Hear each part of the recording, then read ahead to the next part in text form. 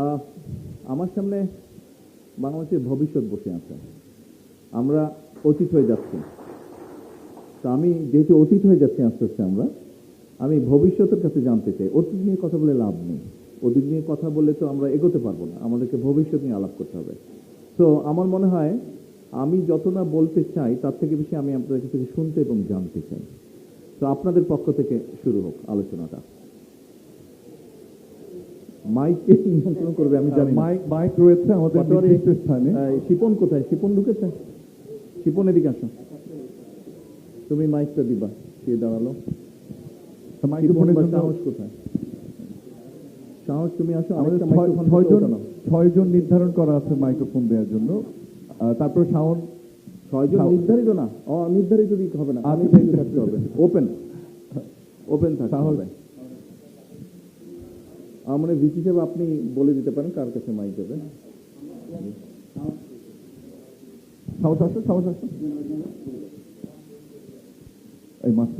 আসসালামু আলাইকুম মাননীয় প্রধানমন্ত্রী। আসসালামু আলাইকুম।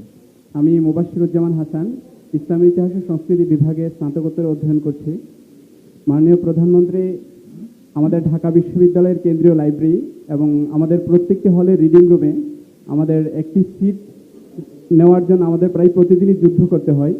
কিন্তু শত পরিশ্রম এবং যুদ্ধের পরেও আমরা আমাদের যে স্বপ্নগুলো আছে সেই স্বপ্নগুলো যথাযথভাবে বাস্তবায়ন করতে পারছি না। আমাদের পর্যাপ্ত কর্মসংস্থান এবং আমাদের প্রশ্ন ফাঁস, ডিভাইস পার্টি এবং কিছু কিছু ক্ষেত্রে স্বজনপ্রীতি, এই বিষয়গুলোর কারণে মাননীয় প্রধানমন্ত্রী আপনার কাছে আমার জানতে ইচ্ছুক আমাদের পর্যাপ্ত কর্মসংস্থান এবং আমাদের সরকারি চাকরির ক্ষেত্রে যে অনিয়মগুলো আছে সেগুলো নিরসনে আপনার সরকার এবং আপনার পরিকল্পনা কি। মাননীয় প্রধানমন্ত্রী, সম্পর্ক হিসেবে আরেকটি যিনি জানতে চাচ্ছি সেটা হচ্ছে আমার দেশের বাড়ি কুমিল্লা। মাননীয় প্রধানমন্ত্রী, আমাদের অনেক প্রত্যাশিত একটি বিষয় যে কুমিল্লা বিভাগ নিয়ে হচ্ছে আপনার সরকারের কোনো পরিকল্পনা। ধন্যবাদ মাননীয় প্রধানমন্ত্রী। আপনার নামটা কি বলেছিলেন?